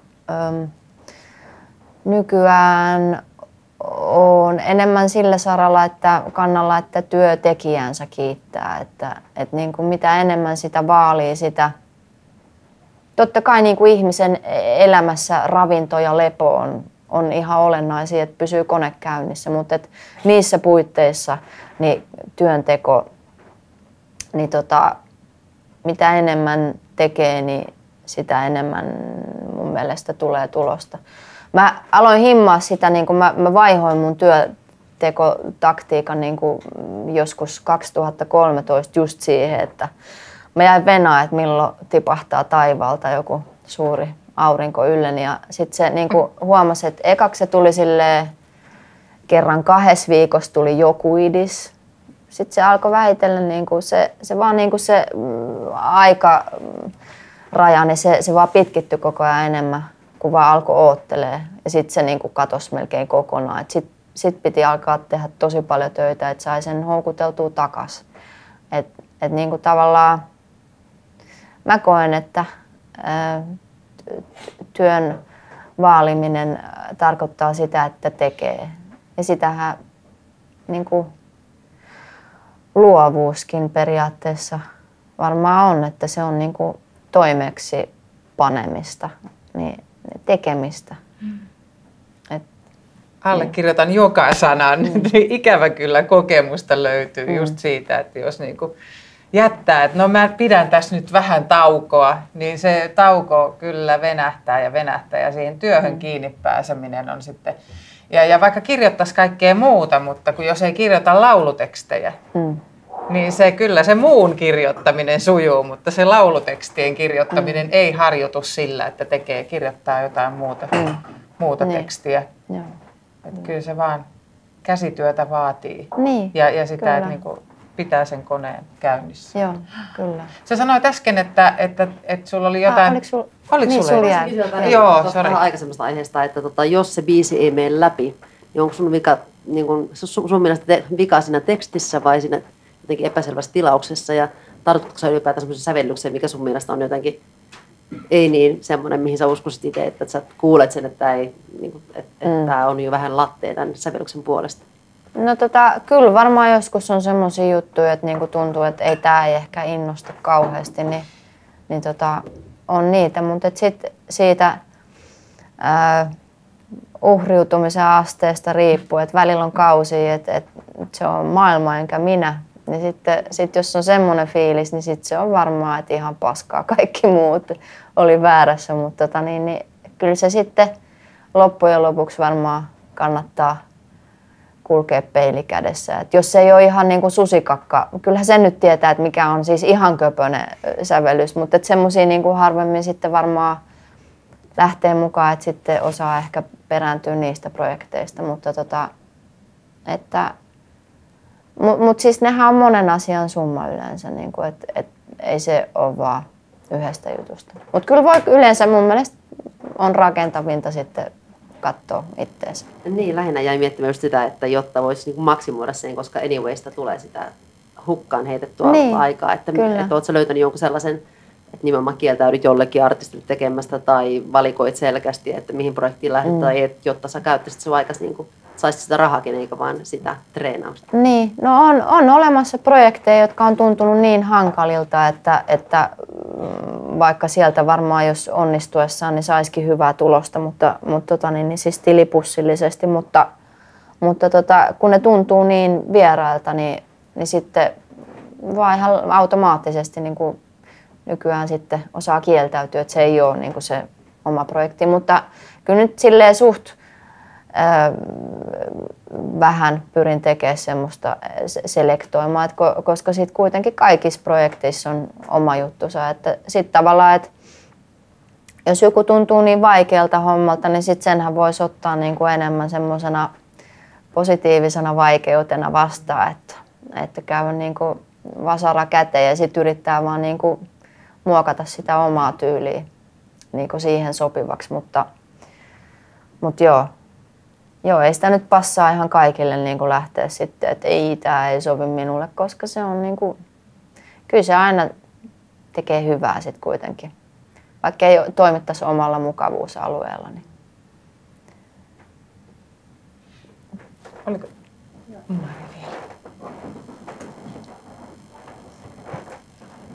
Näistä aina tosi vähän puhutaan, eli palkoista, mutta niin mä mielelläni kysyisin semmoista asiaa, kun sekin on niin kuin muuttunut aika paljon, että on hirveän monenlaisia. Niin onko sulla niin kuin, jossakin vaiheessa maksetaan joku summa ja sitten saat, niin kuin teet kustannussopimuksen ja saat siitä se 50% tai sanottajan osuuden tai 30%, mikä se onkaan.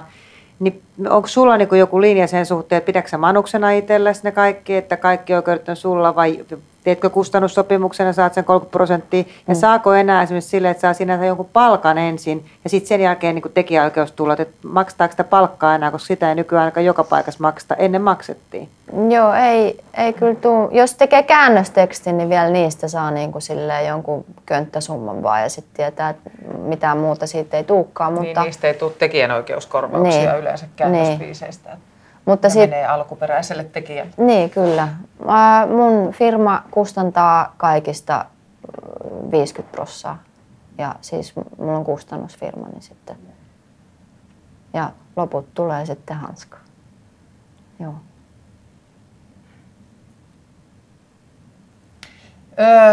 Mulla oli joku, minkä mä... Niin kuin sä sanoit, että on jäänyt joskus semmoisia pöytälaatikkoon, jotka olisi ollut menossa jollekin muulle, eikä niillä ollut sitten enää käyttöön, niin tuli mieleen tämmöinen kuin tekstien henkilökohtaisuus, että kuinka paljon miten sä annostelet henkilökohtaisuutta sun teksteissä?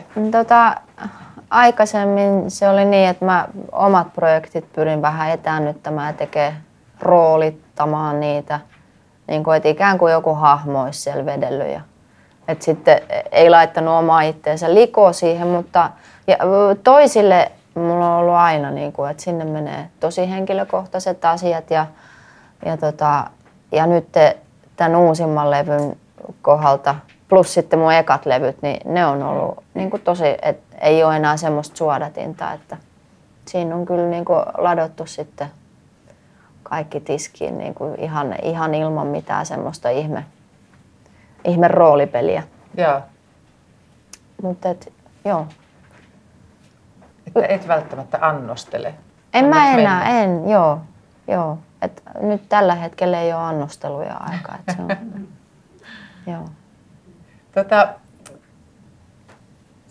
Täällä on varmaan porukkaa, joka on käynyt noit lauluntekijäkoulutuksia aika paljonkin, tai saattaa olla. Niin sä oot itekin, mä luin jostain, että sä oot käynyt ton Riimimyllyn jossain vaiheessa. Kyllä, niin mitä se sulle antoi? Oliko sulle siitä hyötyä, iloa?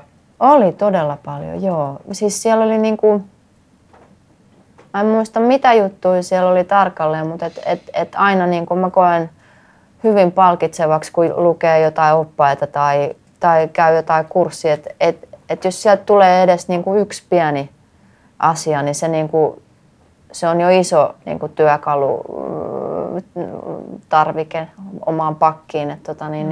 Mutta se oli ehdottomasti joo. Mä sain semmoista pari niin tärkeää pointtia mukaan, että se oli kaiken sen väärti kyllä. Koska ne oli kuitenkin tuttuja juttuja, tosi iso osa, mitä sit sielläkin käsiteltiin, mutta sitten aina kun tulee se niin kuin kertaus on opintojen äiti ja sitten jos tulee yksi pieni uusi niin kuin palikka itselle, niin se on aina tosi hyvä. Tuo on pakko kommentoida, että silloin on aina hyvin asiat, kun valmennettavasta tulee paljon parempi kuin valmentaja. Mä palaan noihin talousasioihin. Mä vastaan Marille vielä sen verran, että jos mä oikein sun kysymyksen ymmärsin, niin palkkaahan ei saa, mutta jos sä et ole tallikirjoittaja, teet kustannussopparin, niin kyllä nykyään on vielä sellainen pikkunen niin kuin palkkio, minkä sä voit saada. Sillä on hyvin eri nimityksiä, että eri kustantajilla on niin kuin eri nimiä, että se voi olla sopimuspalkkio tai joku palkkio tekijänoikeuksien jostain tietystä luovutuksista ja teospalkkio ja niin kuin se on otsikoitu. Se on se ennen vanhaan, kun sitä sanottiin ennakoksi, mutta se ei ole. Ja se on per biisi varmaan jotain 200-400 vähän kustantajasta riippuen. 400 kuulostaa aika hyvältä jo. On saanut tekstistä 200 joskus. Mutta pakko palata, vaikka tämä oli nyt lyriikka juttu, mutta kun tässä on rahasta puhuttu ja kun Elvisin täällä, Elvisin huone on, mutta on se melkein, istutaan, niin mä kiusaan sua vähän. Tästä on varmaan 6 vuotta luulisin, oli kans musiikki- ja mediassa, olit siellä semmoisessa artistipalaverissa. Ja mä muistan aina, että mä istuin vähän tulisilla hiilillä tuolilla. Sä sanoit, että sä et niin kun ole tehnyt silloin siihen mennessä mitään kirjallisia sopimuksia mistään. Ja sä et halua puhua rahasta yhtään pätkää, että sä saat hirveitä näppylöitä, jos puhutaan rahasta. Ja kaikki perustuu luottamukselle. Niin mä nyt luen sun rivien väleistä muualta, että sä et enää ihan ajattele noin, että sulla on kuitenkin elanto aika tärkeä ja kaikkea muuta. Ja sulla on oma firma ja kustannat ja kaikkea muuta. Joo, siis kyllä se varmaan kun tarpeeksi pitkään mulle tolkutettiin, että nyt jumalation, että sulla menee verottajalle kaikki.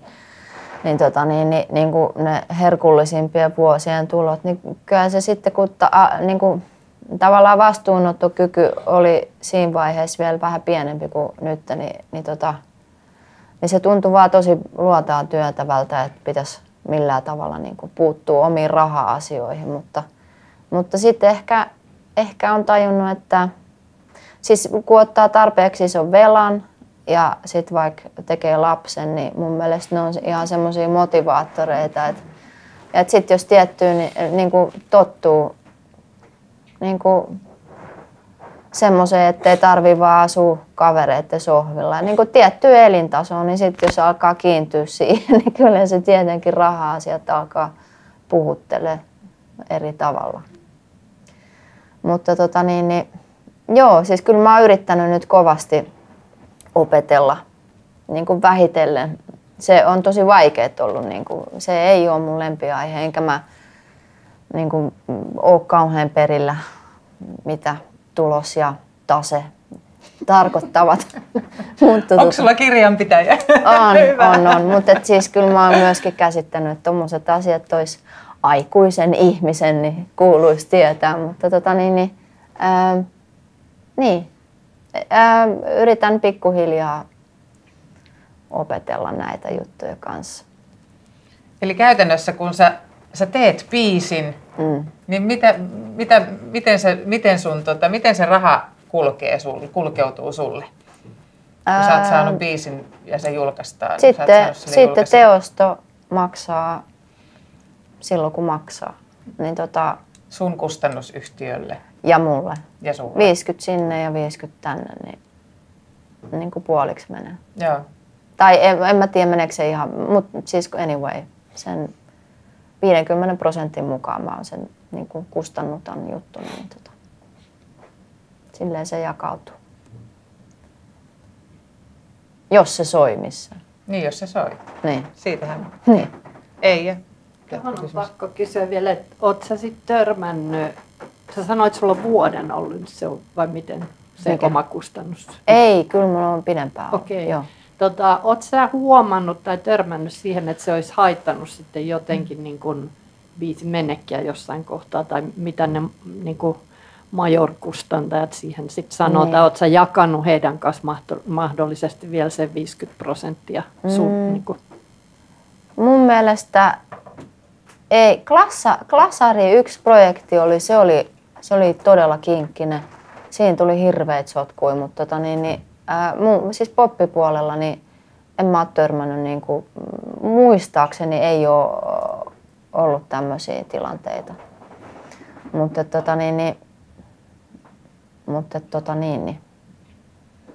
niin, joo.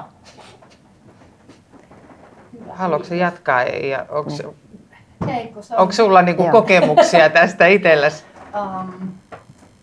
No ei ole kokemuksia varsinaisesti, mutta mä ajattelin, kun tekijä on kuitenkin aina vähän niin kuin jotenkin alta vastaavan asemassa, niin helposti tulee itsekin ajateltua, että mitä jos mä en tee kustaria tai muuta, että haluuko ne sitten tulevaisuudessa mun tekstejä vai valitseeko ne jonkun muun, niin musta olisi mielenkiintoinen, että miten sulle on käynyt, vai onko se mitenkään vaikuttanut? On se niin kuin varmaan just ainakin konkreettisesti sillä tavalla, että mihin projekteihin ylipäänsä pääsee mukaan, niin, että mihin pyydetään. Mutta mä uskon, mulla on, niin kuin toivoisin, että niissä kirjoitussessioissa, missä mä oon ollut mukana, niin mulla olisi ollut niin kuin samanlaiset mahdollisuudet niin kuin tulla julkaistuksi kuin muilla. Koska onhan sitten yleensä mut sekoitetaan semmoisten ihmisten kanssa työskentelemään, joilla mahdollisesti on jo kustari niiden kanssa ja heidän etua ja kustantajan pitäisi ajaa.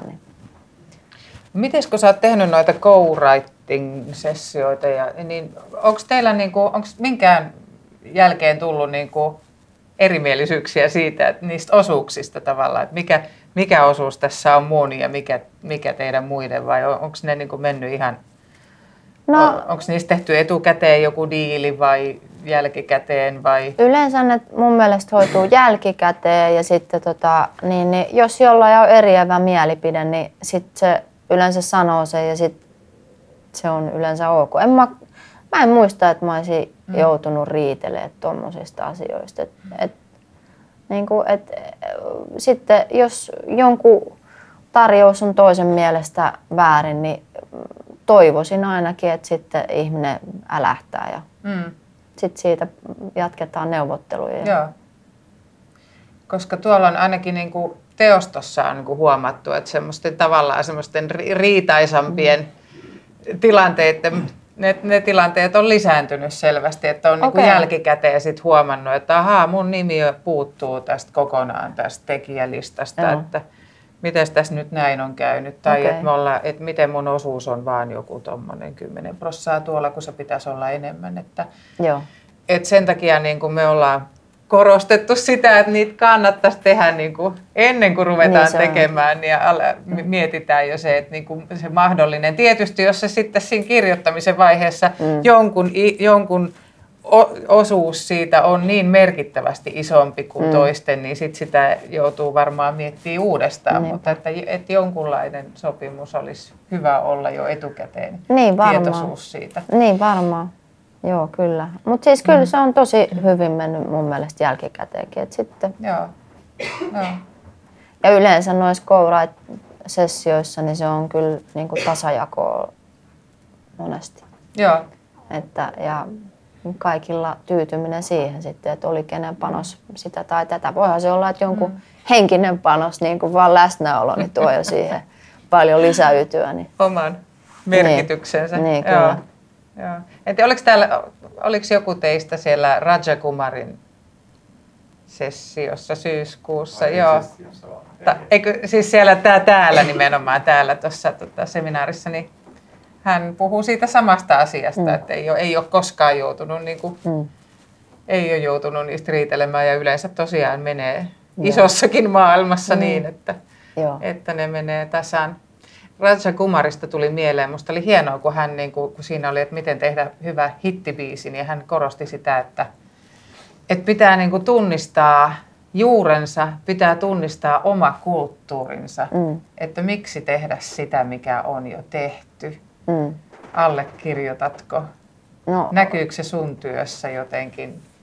Koetko sä, että sun juuret ja sun kulttuuri näkyy sun tekemisissä? No varmaan ainakin se niinku, mun kieli näkyy siinä ja mun tausta niinku jollain tavalla siinä, niissä sanavalinnoissa ja sananparsissa. Niin se ehkä on semmoinen, niinku, missä mun kulttuuri näkyy siinä niinku konkreettisimmin.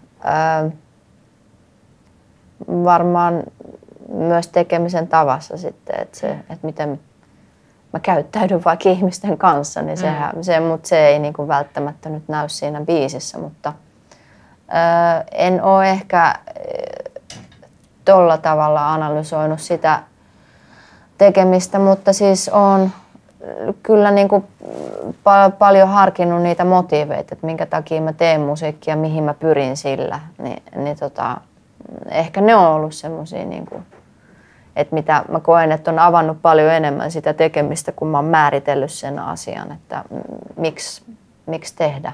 Että se ei ole vaan ollut tekemistä, koska se on pitkä aikaa ollut ilman niin kuin mitään semmoista tietoista käsitystä siitä, että miksi laitetaan poppia, niin kuin pyritään saamaan sitä radioon.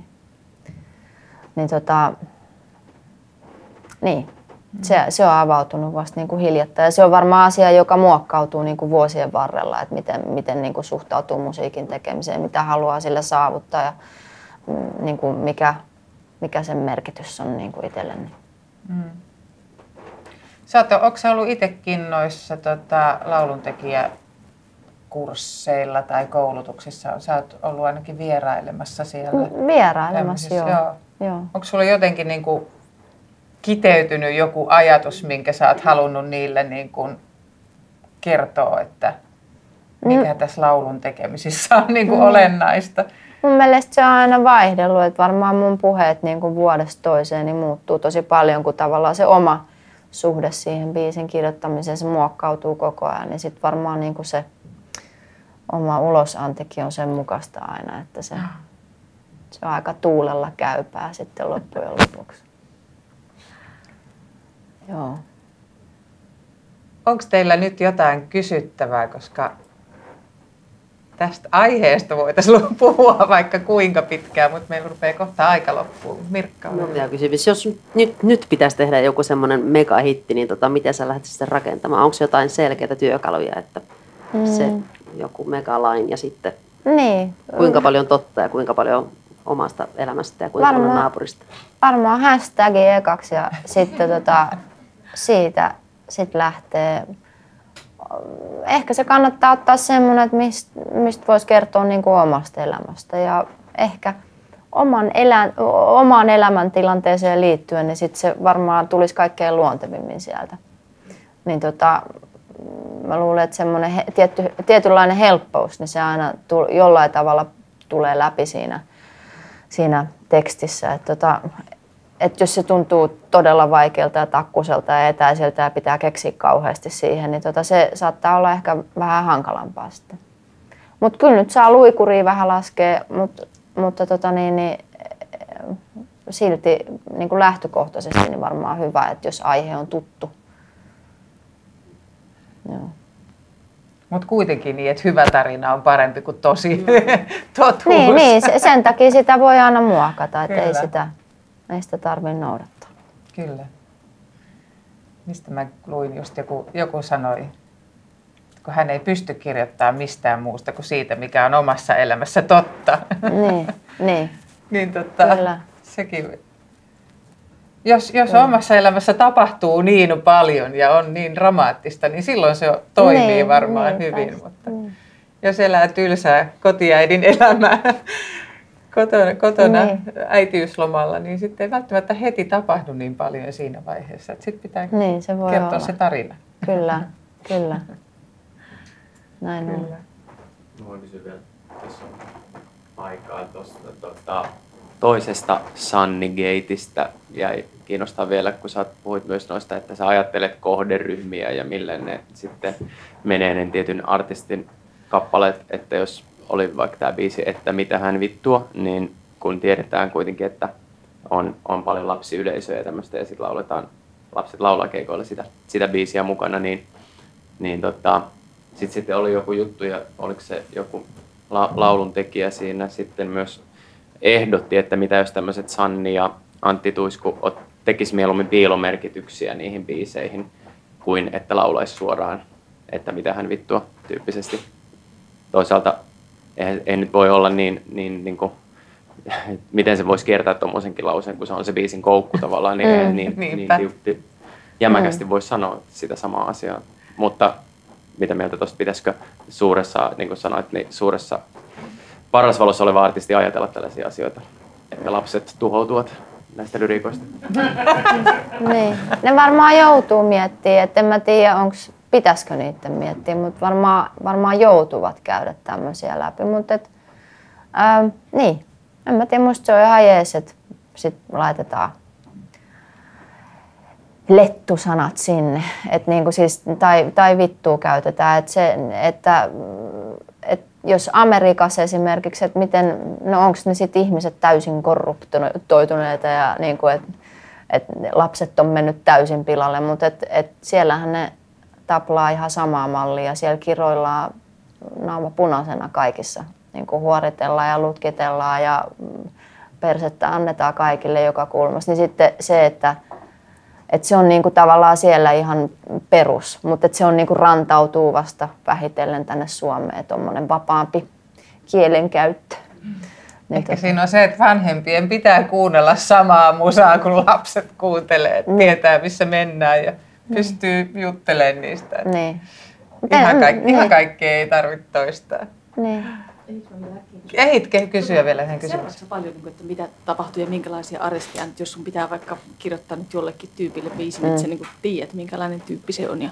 No kyllä mä varmaan sitten, jos tulee joku uusi tyyppi, kelle pitää kirjoittaa, niin kyllä mä vähän kuuntelen, että mitä se on tehnyt aikaisemmin. Selvä, mutta seuraavaksi se niin sellainen ikään kuin aktiivisesti koko ajan, että nyt tällä kentällä En tiedä, mä oon lopettanut sen. Että sen tekee toiset ammattilaiset, mutta sitten aina tarpeen tulla, niin otan selville, jos ei muuten ole. No. Vielä ehtii. Kuinka paljon Suomessa, no ehkä näitä on erilaisia tapauksia, mutta kuinka paljon artisti saa itse päättää siitä, että minkälainen hänen, niin kuin mistä hän kertoo levyille ja millaisia biisejä hänelle tulee? Vai päättääkö joskus levyyhtiö ihan täysin artistin suunnan? No kyllä mä luulen, että jos artistilla on mitään näkemystä ja se haluaa osallistua siihen niin kuin, semmoisen puolen rakentamiseen, niin kyllä varmasti annetaan sanoa sanansa ja vaikuttaa siihen. Mutta sitten jos on joku tyyppi vaikka, jolla ei ole mitään hajua ja sitten sille pitää väkisin vääntää levy ja levyyhtiöllä on joku niin kuin ajatus siitä, niin sitten se varmaan menee niin kuin enemmän, että levyyhtiö sen puolen niin kuin sieltä. Tai sitten monesti se voi olla niin, ettei kummallakaan mitään oikea suuntaa. Niin kuin, että ne heittää joka suuntaan verkkoja, että tehkää biisejä, hyviä biisejä. Niin jollain uudella kulmalla. Ja sitten kaikki tekijät yrittää niin kuin miettiä ja siellä on moni osapuoli työllistynyt sit siihen. Niin sitten tavallaan, että ehkä se riippuu varmasti projektista. Ootko ollut biisileireillä koskaan? En. Tekemässä jollekin tietylle artistille? Oon niin mä semmoisia, joo. Muutamalla ollut, joo. Tykkäsitkö? Joo, on ne ihan kivoja. Aika intensiivistä työskentelyä se on, mutta se on just hyvä, että sitten ei ole muita häiriöitä ikään kuin siinä arkijuttuja tuu mukaan. Ainakin jos sillä on artisti mukana, niin voisi kuvitella, että se olisi niinku hyvä keino saada sen näköistä tavaraa, että se joo. myöskin istuu sille siihen malliin. Jos siellä on sekä levyyhtiön edustaja että artisti, niin se on. Joo. Jees, kiitos ihan mahtavasta. 2 tuntia meni kyllä vähän liian nopeasti taas. Hyvä.